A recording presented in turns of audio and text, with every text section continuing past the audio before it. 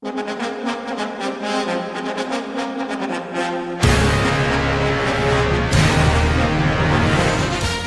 listening to 90.3 WHPC, the voice of Nassau Community College in Garden City, New York. I'm Bill McIntyre here with Jon Gallo, bringing you news stories about Long Island and about Long Islanders.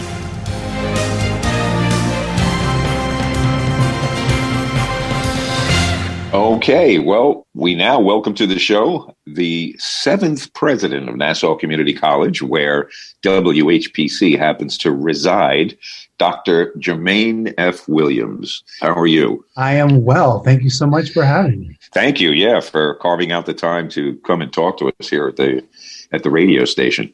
You've got quite a bit on your plate, and a lot of people are really interested and want to know what's going on with the school, and there's a bunch of questions. But the community, as far as the students, the deans, a lot of the people on campus, everybody's up in the air. We go from day to day, and we hear new things about what the COVID is going to make us do or what the rules are. And we've been semi-exiled from the radio station. So we've all learned the technology now, and we're all getting used to that, which could be a good thing. Nassau Community shut its doors and went remote on March 10th.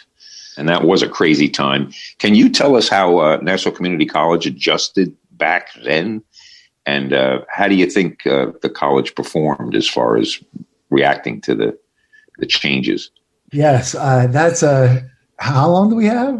Exactly. Right. Yeah, I know. Is that the only question for our time? I mean, yeah. It's been a long year, definitely. So I will. Let's take that journey back to March 10th, Tuesday, March 10th, where we asked thousands of students, faculty and staff, to leave the campus out of an abundance of caution and to keep health and safety first, which is what we've done throughout this situation, is to keep health and safety first. That is paramount, the health and safety of our community. So once we realized that decision had to be made, then we were already engaging our local Department of Health, so it's Nassau County Department of Health, other entities, to really, make the sound decisions that we did, lockstep again with, the major concern being, how can we address this issue in the safest and healthiest way possible? So what we did in regards to getting together a large group of people is, took, what we should be doing as far as that framework, and then, how do we make that work within an institution of higher education? Like, we saw it happening in other places. And I will say this was new. We were the first SUNY campus. It's not always good to be the first. We were the first SUNY campus positive association. So this was very new for SUNY in general. And with the help of SUNY administration, with the help of Nassau County, the state, our faculty, our administrators, we forged forward, and within a matter of days, we transitioned 2,231 courses to remote instruction. 2,231 courses to remote instruction. I mean, wow. Herculean effort by our awesome faculty through immense amount of communication with their chairs and their deans, the Vice President of Academic Affairs, and so many others in administration. That's kind of one of the huge takeaways is that number. That number sticks with me. And there's so many different components of this transition that we could talk about. And one of the other pieces is shortly into that transition, the more than 14,500 students who were here in the spring, we organized a call campaign to engage those students, calling every single one to ask a few simple questions, really how they were doing. How are you doing? How are your classes going? It's important. It wasn't a long conversation, or there weren't, I shouldn't say that. There weren't a lot of questions. We really just wanted to know how they were doing. And I also think of, the hundreds of laptops that we were able to provide to students during this time when we went remote, and the amount of money that the foundation was able to raise to help our students who were experiencing, this unprecedented situation.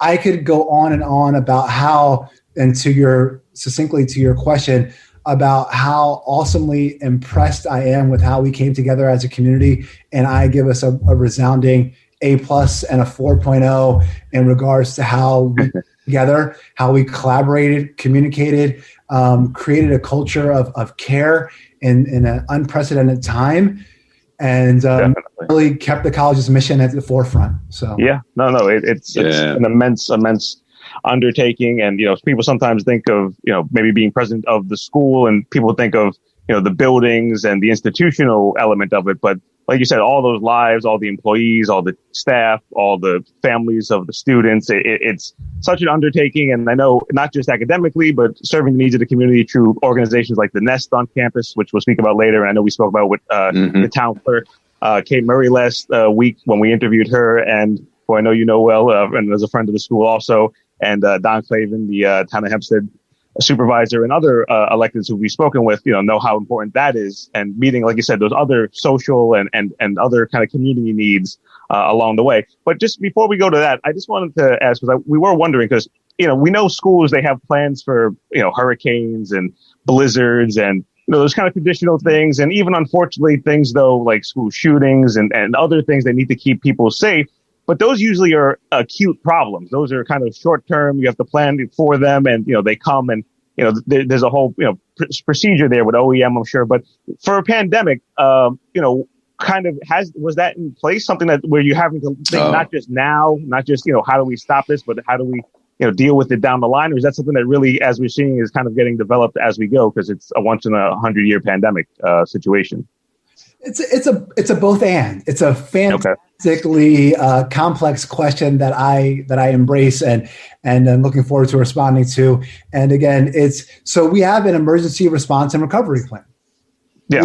And that spans the gamut of a litany of different situations that could occur at the college, right? Of course. It's just focused on a kind of a shooting or some other situation. Natural disaster is focused on what occurs during an emergency. Our go-to was really to look at that structure that was devised, look at that multi-page plan, identify the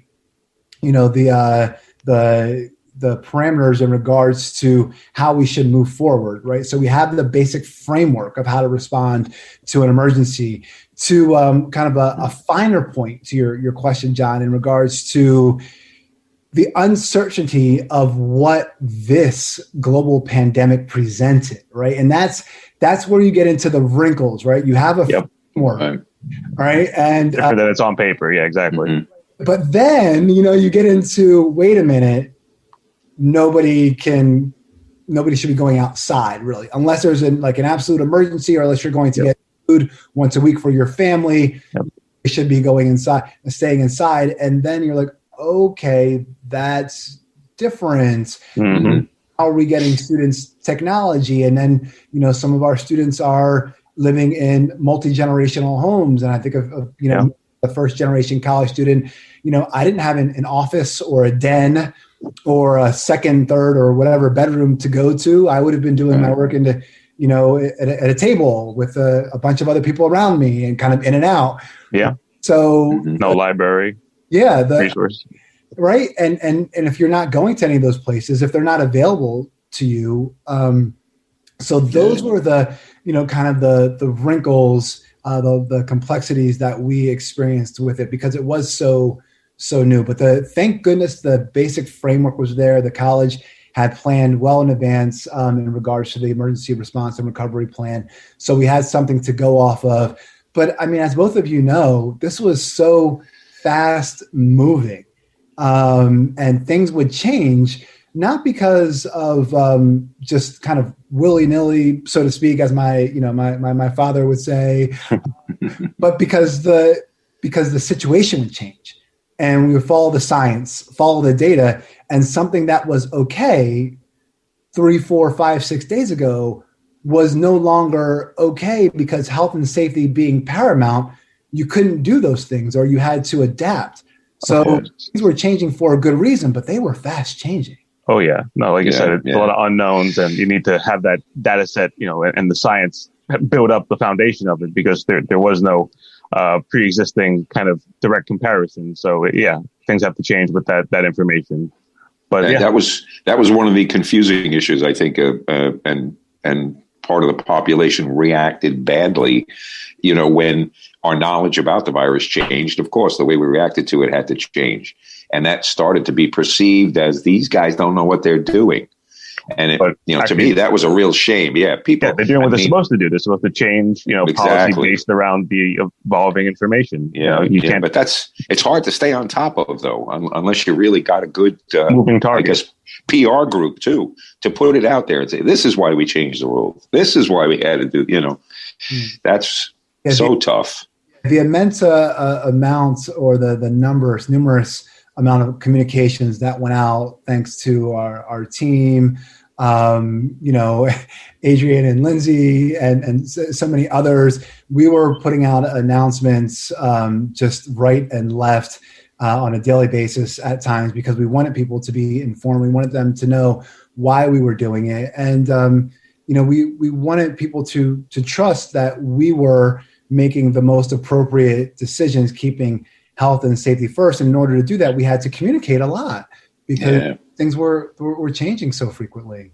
But really quickly, it was also, so many folks here had been through Superstorm Sandy, H1N1, other types of situations. Obviously nothing like what we experienced, but other emergency situations. So we had a, kind of a battle-tested group of, faculty and administrators who, were able to help us through this situation. So I'm thankful for that. It's definitely important, definitely invaluable to have people, like you said, who have dealt with maybe not the same, but, anything that can pull that experience and apply it towards, the new unique challenges. Like I said, we're all happy for. Let's just remind our listeners that they are listening to this week's Long Island News on 90.3 WHPC FM, Voice of Nassau Community College, and they are listening to our interview here with Jermaine F. Williams, the president of said Nassau Community College. So, we definitely, we're glad and we're happy to hear, how we are moving away from where we were. And, we're going into the semester. We're now a few weeks in, and, obviously things are up and, going. But I guess, that's what we wanted to maybe talk about a little bit more. Maybe some of those challenges, and I know we've planned for it, but maybe some of the things that we've had to maybe make adaptations, the things you're seeing, from the work you did and the school and all the planning, again, with students that they come back both remotely and limited for some classes online or some classes on campus. Absolutely. And it was such a huge partnership with our Reinventing Task Force that is, that has faculty, staff, the student voice incorporated, and what we have now for the fall. You mentioned, so interestingly enough, right? It's you said a few weeks in the semester. We're just a few weeks away from the midpoint of the semester. Oh, wow. Yeah, I've been out of college for a little bit. I guess it could be my calendar's a little off then, but it goes fast, I know. Yes. how fast time flies. So just a few weeks away from the midpoint, 93% of our fall classes are remote or online. Yeah. The decision we came to as a unit through a lot of collaboration, communication. The 7% that are face-to-face have some educational component that requires that face-to-face piece. And, what was done is our VP of facilities, amongst others, literally walked through every space that was going to be utilized in a face-to-face manner to identify, okay, how do we outfit, how do we redesign, repurpose, enhance these physical spaces to, be aligned with health and safety, but also ensure that we are, pursuing and achieving our core mission of, creating and, supplying a high-level high quality academic educational experience and support experience. So for all the spaces and places that are face-to-face, they were walked through, and there's, enhanced sanitizing, enhanced cleaning, the PPE that's up in regards to plexiglass. Everybody who returned, as far as staff and faculty, received the kit, with a face mask and hand sanitizer. There were just numerous number of hours put together in our return to work and return to school guides. So there's 2 respective guides that have complimentary PowerPoints. We have a COVID-19 screening process. So if you are permitted to be on campus, and not everyone is, every day before you come to campus, you need to complete a COVID screening, which asks you very specific questions. And if you answer no, we ask at the end, are you attending or are you not? And I mean, we have individuals who are attending classes. They're not attending classes. They're checking classes to make sure that individuals who said that they weren't going to be here due to some sort of symptom are not here. Oh. So the level of checks and balances that have been implemented in this collaborative approach just to ensure health and safety, that's just the tip of the iceberg. I could talk with you about, touchless toiletry that's been installed. All the little things, that you don't even realize. Yeah. Yeah. Wow. There's been a lot that we've done as a community to really ensure for the folks who are here. And this is a huge opportunity for me to say, thank you. Thank you to everybody, and especially to our CSEA workers. Definitely. I hope, if you are listening, I'm glad you're listening. And if you're not listening, tune in. But our CSEA team members who are identified as essential staff, who were here even after we went remote for purposes of health and safety, those individuals are our local heroes at Nassau Community College, and they were here braving things that were terrifying in order to ensure health and safety. So thank you to all our essential TA staff. Definitely. Yeah, really. Well, and I'll do it this time, John. Just a reminder, you're listening to 90.3 WHPC, the voice of Nassau Community College. And we're here with Dr. Jermaine F. Williams, the president of Nassau Community College. Well, now I got a tough question, because this is, I'm sure, on everybody's mind. It's going to, the budget is going to be a big issue for the college. Yeah. From what we understand, enrollment is down about 16% in the population. That's certainly a hit to the pocketbook. I don't know the latest in what funds that you receive from the state or other sources. But going forward, what steps are the school is going to have to take to, I don't know if balance the budget is a way to express it, but deal with budget issues.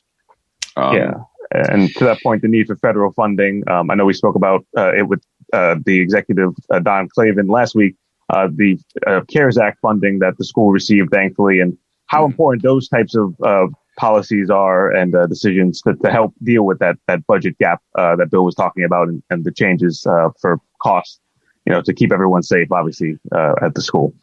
Yeah, I appreciate the question, and it's a lot to unpack.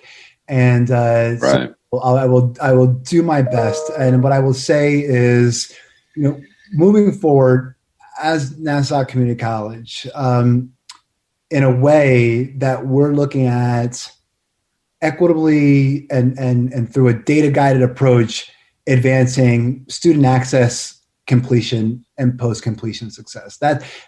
We have a certain amount of resources, right? We are allotted, and we need to be, good stewards of those resources, and repurpose those in a way that helps us advance. And when we look at, so for me, we talk about budget, and I talk about why we're here, right? I talk about our mission. I talk about serving students. And, it's interesting. While the two are separate, the two are intertwined, because the largest component of our budget is tuition and fees, right? So we have state aid. We have the kind of a three-legged stool with our state aid, our county aid, and our tuition and fees, which unfortunately, that piece of the pie has grown and grown due to fiscal situations over the last several years, right? Either flat or decreased funding from the other two entities. And when we take this kind of holistic, equitable, data-guided approach to enhancing access, completion, and post-completion success, that actually will help with the budget. Because in theory, we will attract new students. We'll enroll new students. We'll retain new students. More students will graduate, which is, helps with the budget. So I like to frame things in terms of why we're here, our core mission to provide that high quality education for all in the county and beyond who could benefit from it. And then the budget piece can really, be leveraged from that. If we have more students and students are staying longer and we're providing more educational opportunities, that helps us in the part of the budget piece, right? So, but I like to think of it in terms of it's students. That's why we're here. It's students. Definitely. Now, ever so briefly, the CARES Act, all the CARES funding that we've received is for students or for PPE, institutional pieces, all born from COVID-19. Yeah. So it's really important when we talk to the community to share that it's not to fill a budget gap that has been, really kind of happening for years in regards to decreased enrollment, increased competition, all of these things. COVID-19 has enhanced this to some extent, but these are things that have been occurring.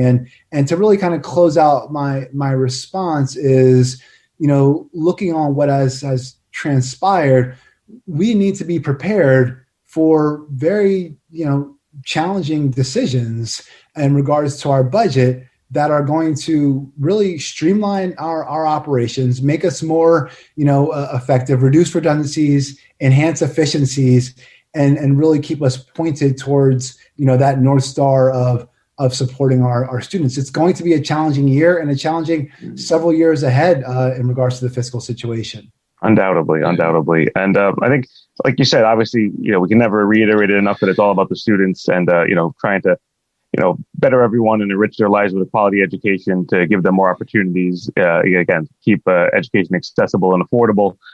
But like you said, besides just the education, I think we touched on it before, things like the Nest, other programs, I know like the Achilles Aspire, different clubs and organizations on campus, all those other things that really build that community and serve the community. I guess, can you talk about some of those challenges and how, what the importance is of those to not kind of be let go, because of budget issues, and trying to find a way, like we saw with the Nest, thankfully, where they got that injection because there's a need. The community still needs that service. So maybe you can just speak a little bit about those, again, other types of non-academic services the school provides. Absolutely. Thank you. And I would say to start really quickly is our college is in such a great position in regards to the programs and services that are offered, right? The supports. And although, I would say, just to kind of be very clear, the Nest, and we think about the Children's Greenhouse, yep, two different entities, separate 501c3s. The college proudly now and in the past supports both of those entities in regards to, either whether it's fiscally or its physical structure or other components, supporting with fundraising in regards to the collaboration between, the Nest and the Children's Greenhouse and institutional advancement. So we are dedicated to providing the supports outside of the classroom, absolutely, that students need. And I think that's where we get into identifying, what new and differently can we do? What partnerships are there to be had, right? And we look at the town of Hempstead and the phenomenal opportunity we had to receive that grant, right? As a college, receiving the grant of $2 million. And then, our advancement office working with the Nest to receive, tens of thousands of dollars, right? I think we need to more frequently look towards diversifying, kind of our funding streams for support services and looking at grants, looking towards the community, collaborating. I think about our, 2 community block grants that we received totaling more than $200,000 for this awesome program, community health worker program, and shout out to Dawn Nolan and Janet Caruso and Elizabeth Wood in the social department, and chairperson Dr. Wood, sociology department, and so many others for that program. And then the other roughly $100,000 going towards healthcare, like EMT and phlebotomists and pieces. Essential workers. Really avenues and activities we need to look towards, and that's that greater and enhanced partnership with the community and outside organizations to really ensure that we're able to provide the level of support that our students need. So, yeah, it's important. Like you said, it's a whole ecosystem, and obviously education is the foundation. We're looking at some of the future plans for the college because I know they're speaking with the police commissioner. They're putting up a new police academy on the campus. How are any of those things going to be affected? And maybe what about any renovations that Nassau had in mind for the college? There are several components at the college, and I'll think of a few just off the top of my head. I mean, right now, the C cluster piece, which is going to have, physical sciences, other, components in there. I think about, one of our chairs, Chair Bruckner, and I can't wait to see his new digs and go to the evenings that he's had. I've never been to an official one in regards to looking at the landscape and kind of astronomy, and he has a special name for it, which is escaping me now. But once that is all outfitted, I look forward to that. So that is under renovation. We're super excited about that. We have some situations going on with things that are, our roofs. So trying to fix those and maintain health and safety. Right now, that's where we are. The physical plant activities have really been put on pause at the state and the county level unless they deal directly with health and safety. Right. I am excited, and I think a lot of us are excited for the future in regards to our culinary building. The building next to the bookstore, 108 Duncan, as the actual physical address. But that is going to be a sight to be seen. It's going to advance that program, and once it is unpaused, we're very very excited about that. So those are some components that are going on. We mentioned the police, the training and intelligence facility.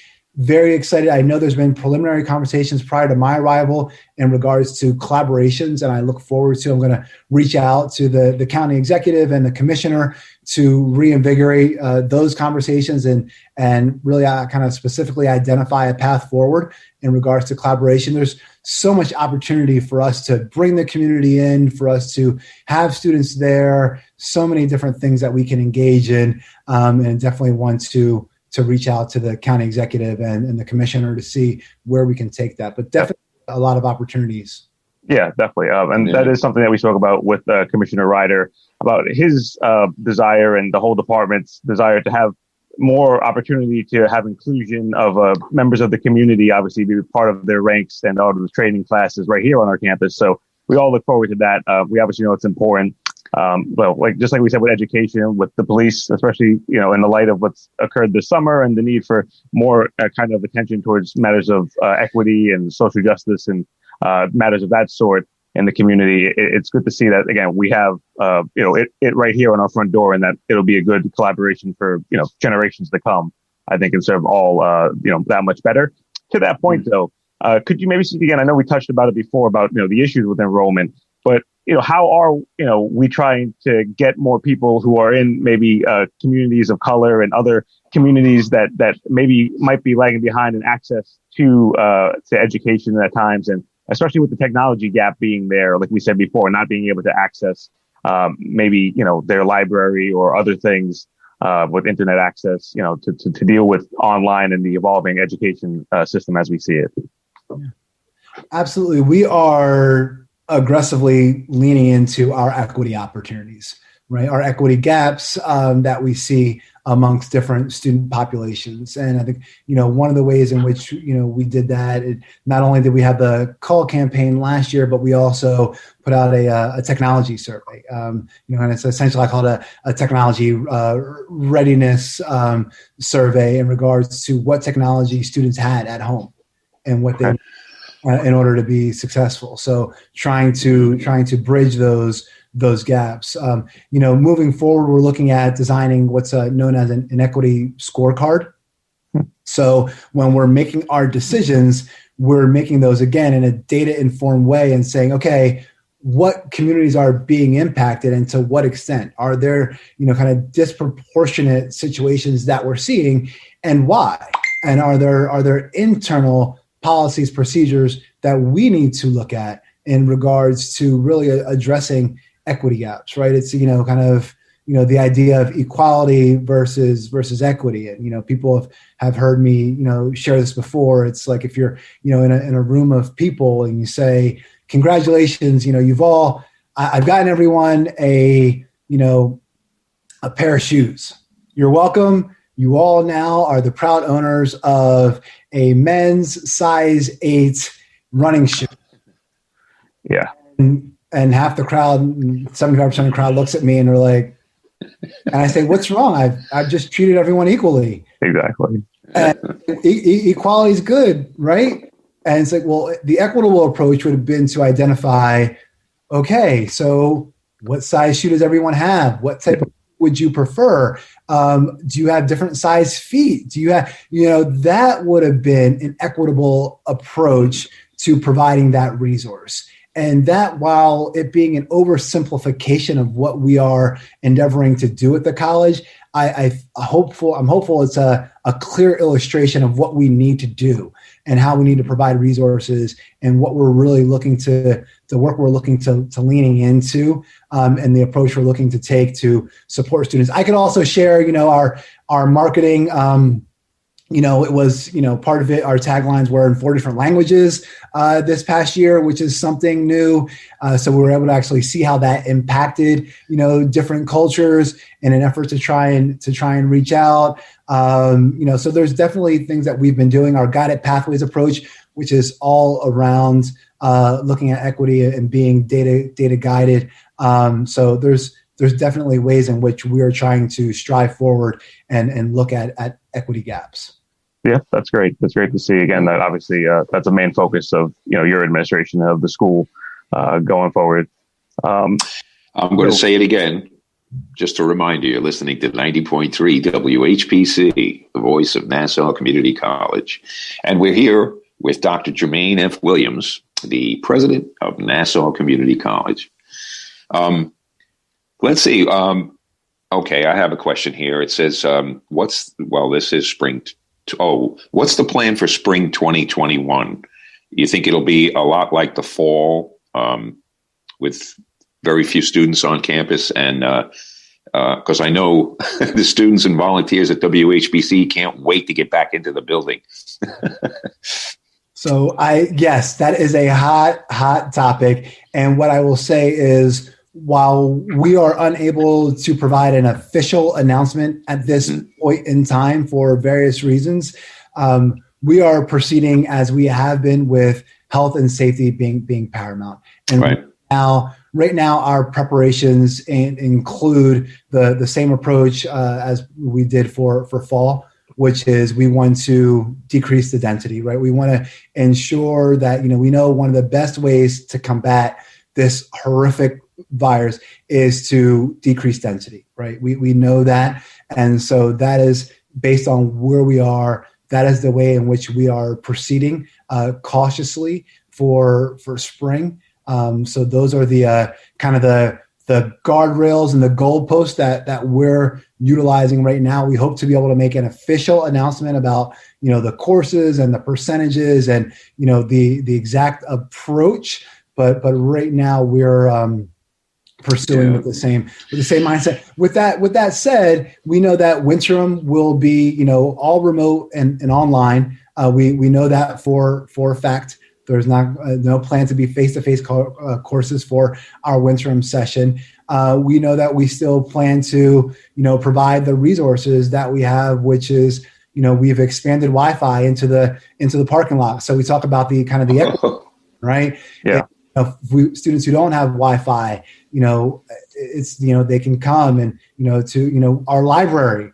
People, hopefully everyone knows, but the library is a resource that we made sure was open because we knew that we had certain students and populations that maybe were not going to have access to maybe a quiet space or a space that had an internet connection. So the library has been open with health and safety in mind, and our loaner laptop program. These are other components. The Children's Greenhouse has been open, and the last I heard, they had open slots for childcare options. So we will endeavor to keep not only a high quality educational experience there, but also the support services needed to ensure students thrive. So that's spring 21 approach right now.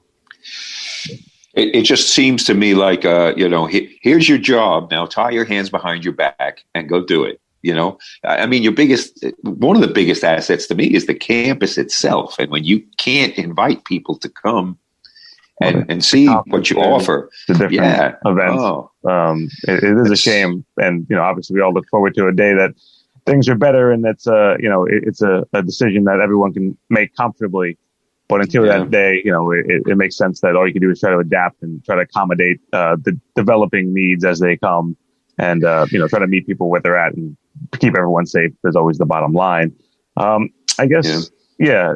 Really, I think, well, we are going to run out of time, and I'm sure you have a meeting to run to. But just, before we leave, what I would always ask is if it's okay if we contact you in the future to see what any new developments are, and if you'll come back and talk to us. That's a biggie for us. Absolutely, unequivocally, that yes, that goes without saying. I'm always delighted to have a conversation. Absolutely. Yep, that's great. We appreciate it. I know we spoke with our colleague Bill Horan last year when it was a little bit of a simpler time. So we're glad to always see you on any part of the airwaves here with us. Always happy. But just to give you an opportunity, what message would you want to leave for the members of the Nassau Community College community, and both students and faculty? It's a message that I can't share enough. In these times, they remain unprecedented. They remain troubling. And as a community, as a caring community and an empathic community, a community who has and continues to endeavor to collaborate and walk hand in hand, shoulder to shoulder, metaphorically speaking, obviously not shoulder to shoulder with social distancing, but you understand what I mean.